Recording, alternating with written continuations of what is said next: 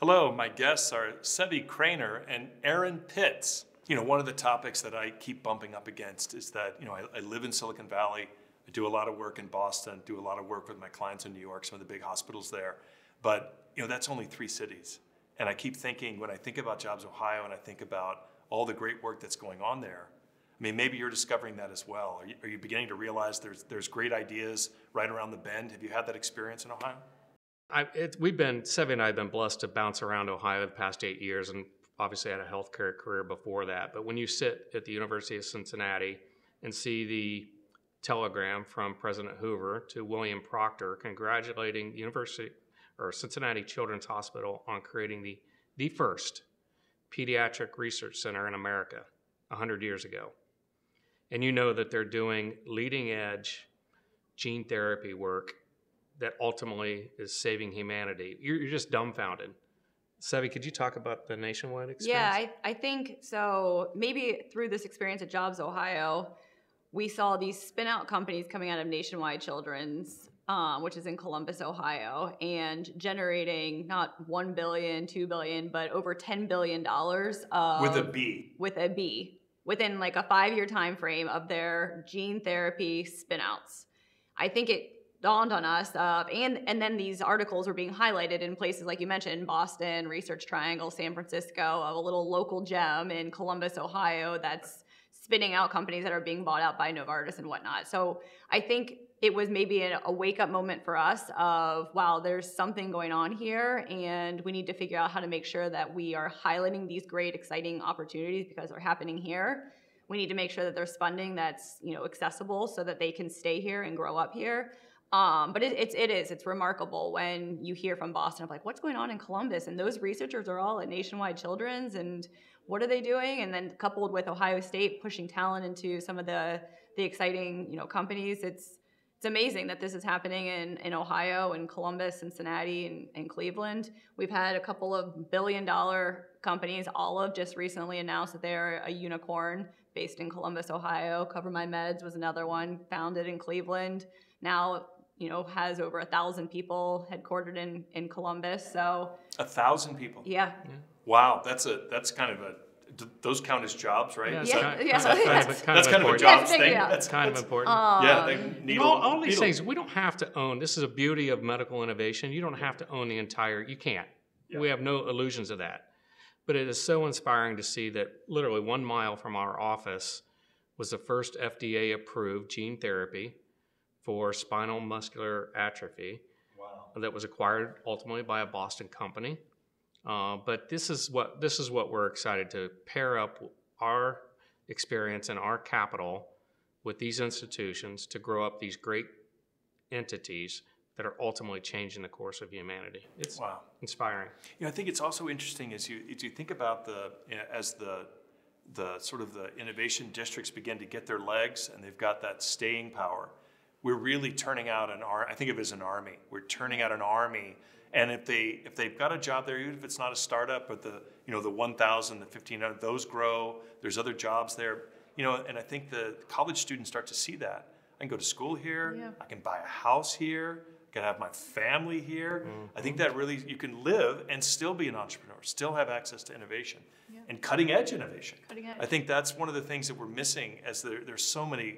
I grew up in Texas, so when I went to school in Maryland and run up and down the East Coast and then being stationed on the West Coast, there's so many cool places in this country. Yeah. And I feel like you're almost missing out because you'll get squeezed just trying to make ends meet. But it sounds like there's a lot going on in Ohio that more than meets the eye. It sounds like we need to sign you up for a marketing team. Yeah, there are. I think there is. There's so many unique opportunities, so many unique companies. Actually, so we hosted. We were the key session leaders this morning, and I was telling Aaron that I introduced, I think, 8 companies, and every single company had some type of Ohio, whether it was one of the KOLs sits at University of Toledo, or the Cleveland Clinic is sponsoring their event, or their scientific award is someone from Ohio State. Every single company had some Ohio tie.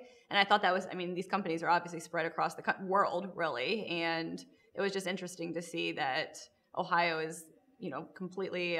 Is Ohio the quiet giant?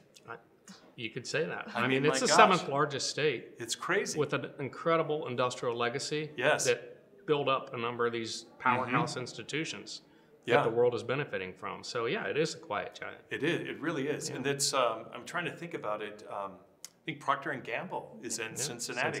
No slouch. They've a tremendous innovation engine there. Really, it really is. Totally is. Generations of innovations and products coming out of there. Yeah, so we're here representing the Jobs Ohio Growth Capital Fund. Jobs Ohio is the economic development organization for the state of Ohio. We have a fund that sits underneath the Jobs Ohio organization that's investing in early stage companies and trying to improve and build upon innovation within the state of Ohio. That's fantastic. How long has this been going on, Aaron? We created the fund 2 years ago, and last year deployed $50 million into 35 early stage companies in the midst of the pandemic, and are now partial owners in those companies, and our board authorized another $50 million this year. So we're here really marketing Ohio and the innovative tools we have and networking with great companies and great venture capitalists that we partner with. Can you tell us anything about the companies that you've invested in and what they're doing, spaces they're in, or their stage of development? Yeah, so the 35 companies, about half are healthcare, half are IT focused. Again, they represent the entire state. They largely are spinning out of our world-class research institutes like the Cleveland Clinic, Nationwide Children's Hospital, Cincinnati Children's, Ohio State University. So we're partnering with those research institutes and our ESP, our entrepreneur service providers in the state, which are seeding some of these investments, and our venture capital community, both in Ohio and largely around the country. And we're pushing dollars into, like I said, I'd say 50% is healthcare and 50% is IT. So an innovator that's just getting started out, they're at a university, they think that they've got their hands around ideation to translation. Is that the time to call Jobs Ohio? That you'll write that check for that seed round? We're filling the continuum, so we'll take you through the continuum. Yeah, let's hear that. The state is blessed with the program.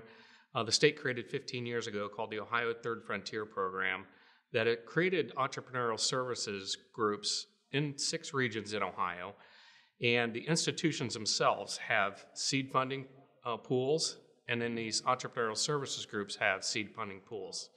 If a company graduates from that and it goes on to raise an A or B round, that's where Jobs Ohio steps in to further propel the growth of those companies. Yeah, so again, we're not, Jobs Ohio, our intention was never to stand up a venture fund and hire 30 people to source deal flow. It was, how do we leverage all of the great assets that Aaron just spoke to and sidecar into deals? So let's let the research institutes and the venture capital community serve us deal flow. And when we come into that deal, the syndicate's almost nearly rounded out, and we're coming in as dollars to support and accelerate the growth in Ohio. So it's really, like I said, it's more of we're looking through them as partners and bringing our dollars in through a sidecar mechanism. Now, what's the nexus to Ohio? Jobs Ohio is a private, not-for-profit entity. We do work on behalf of the citizens of Ohio, so there has to be some operating basis in Ohio, and it's in our name, Jobs Ohio. So it'd be great if the technology was invented in Ohio, the management team was built up there, and added lab and manufacturing and distribution jobs eventually. That's our win, if you will. Yeah. And so it's both an acceleration tool for entities that are born in Ohio and grown up there. It's a tool to trap, if you will, IP that gets created here that otherwise is licensed out, or the companies grow in great places like California. We want that to happen in Ohio. And then thirdly, operating company somewhere else in the country that sees the merits and the great quality of life and quality of place of Ohio. Of course, we could use this tool to attract them and partner up with one of the institutions that Sevy mentioned. And maybe, I guess, even taking a step back. So we founded this program 2 years ago, and we've run the healthcare sector within Jobs Ohio. Our experience is largely healthcare. And what we were seeing was we have these great institutions that spin out great IP. They get that seed funding through Ohio Third Frontier, and then they go on to needing, 5, 10, 15 Series A. That money was largely coming from the coast, and what happened was those companies then ultimately exit and go to the coast. Jobs Ohio, when it was stood up, is the economic development, organization, and we were funding middle, less risky type endeavors. So small growth stage companies to big corporates like a Cardinal Health or a Steris of the world. So when we were seeing all of these great, exciting, innovative companies exit, we said, what could we do to plug into this gap and allow these companies to scale, keep an Ohio center of origin, and allow investor base to come in and either grow the teams here within Ohio and create jobs, and then ultimately feed into this Jobs Ohio, corporate, big company investment type structure. So I think we have great IP. How do we invest in it?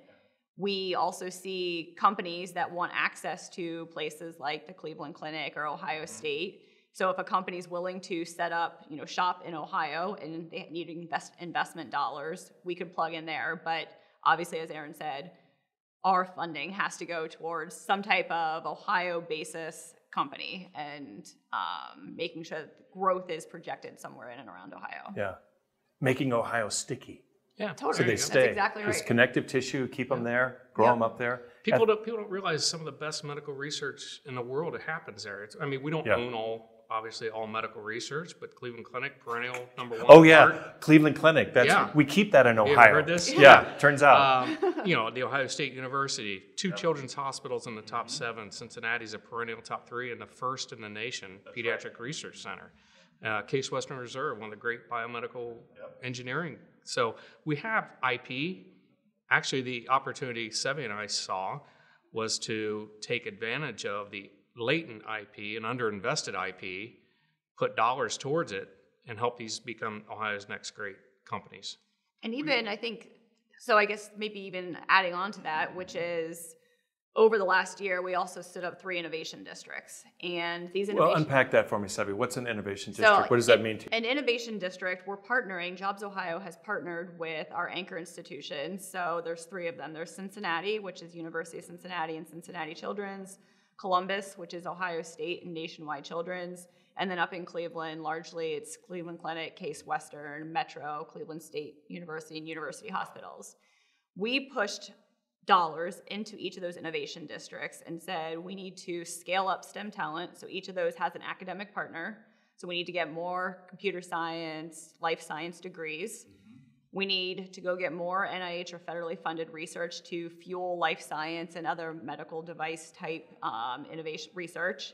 And then placemaking. So how do we build space that companies, whether it's startup, corporates, want access, consolidated, dense access to these great institutions. Those institutions are all adjacent to each other in each of those cities.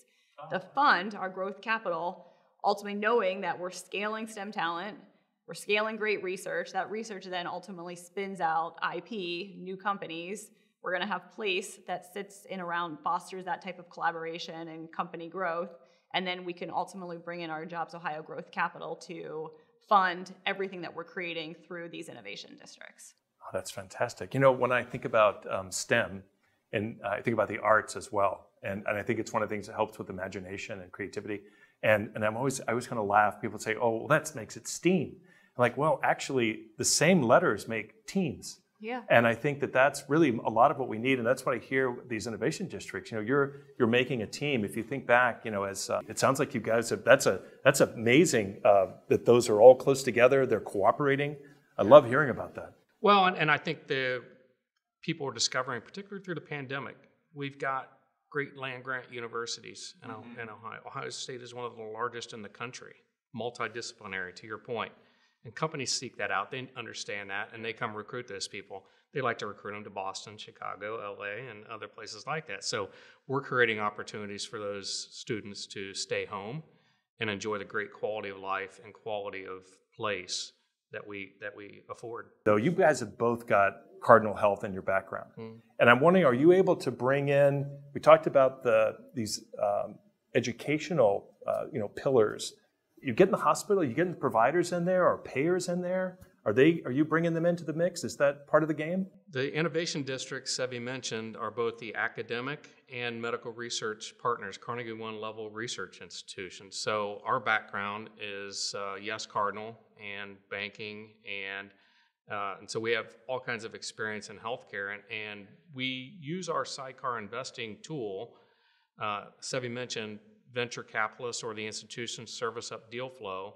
Sevy and I take it through a screening process with our allocation committee, overlaying our experiences and fuel these great companies. So this is how the process is set up, and it's how we contribute our experience to this public mission at Jobs Ohio. And I think it's also the network too, right? Yeah. So when we're seeing this deal flow, it's pretty easy for us to, like I said, we have these innovation districts. They're our partners. So if we see a deal in, orthopedics, happy to run it through people that we know at the clinic or Ohio State to validate, this is actually a great end, use case type of opportunity, or no, there would be no, this wouldn't work in my workflow, or this wouldn't work in my hospital. So we're using kind of our network to overlay why we would invest, and again, kind of using that as an opportunity to triangulate opportunity. Name one investor that has that breadth for their due diligence. I mean, who's got that kind of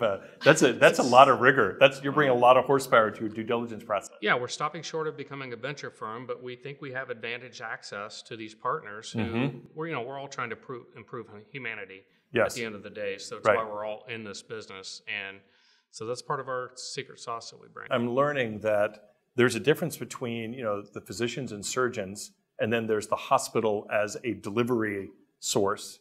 And having the hospital approve whether or not they're going to bring it in, put it in the catalog, allow it to be there. Are you able to help kind of, you get those barriers down as well, getting the hospitals to be partners like you are with the physicians and surgeons? Well, we're partnered with the administrators of the hospital because they're co-investing with us in some of these ideas that are either inside-out innovations or outside-in innovations. It'd be an overstretch to say that we could convince the CEO of the clinic to swap out a product and put it on the formulary. But it's not really our role, right? Our role is to help these innovations get to market and find their way to a value proposition. So, very good, very good. So is there anything else you can tell me about the fund or what's next for you guys? What you're doing here at LSI and what you hope to get out of a couple of days by the Pacific? The location obviously can't be beat here. It's great being live with people. Obviously I think most of us have been pretty much a little bit cooped up. Just a little bit. There's a live event. We're super appreciative to be here. I think if we were to look at our portfolio, we've got 35 great companies that we've already invested in. Excited about using this next $50 million to continue to accelerate their growth, and then also see a new wave of candidates to invest and continue to invest in innovation. Where I think, again, we just launched these innovation districts last year. We pushed $100 million into them, each of them, so $300 million plus $6 billion across kind of them too. So I think we're going to start seeing some of these start catalyzing and accelerating opportunities. So I guess I'm at a position of being really excited. I think we took a year of a pandemic and have invested extremely well and quickly to invest in innovation. And I think we're going to see some great outcomes, both from the company perspective and Ohio shining a spotlight on what's going on. There are companies here that are in your portfolio? Or? Well, it's part of why we're here is a company that we invested in. It was a Cleveland Clinic spin-out that we're an investor in, and it's an example of us partnering with the institution to help this company get off the ground. And we're excited about the prospects of them changing the way surgeries are done using essentially a GPS model of imaging in advance that will greatly improve outcomes for humanity. That's why we're in the business. Yeah, we're excited about this. Exactly. We're here to market the great things that are going on in Ohio and the great companies that we're investing in. So we've got one company in our portfolio, and then we've also we've learned there's 5 or 6 companies that either have an Ohio basis or their research stems from an Ohio State. So we're going to meet with some of these investors. Oh, terrific. And you get a lot of I used to be a Buckeye, or I'm going to, push a company. I don't know. So it's actually there's companies that we weren't aware of that are here that sit in Ohio that we're going to meet with and see where they're at in their funding life cycle. And then I love that. Also companies that are looking at IP and trying to figure out where they're going to, place the next bet, and hopefully we can land more of those companies. So you come to LA to meet people from Ohio. Yeah, it's great. Genius. It's genius. Sign me up. I'll do it our modern world. Yeah, exactly. Yeah, I'll do that every day. That's terrific. Absolutely. It's a first-class event. The matchmaking that LSI does through this emerging medtech conference between early-stage companies and the venture community is huge value to the country, really, and to us. And so we're absolutely encourage companies to come out here and network, and we selfishly will build a network of other venture firms to syndicate our money with to bring these things to market. Sevy,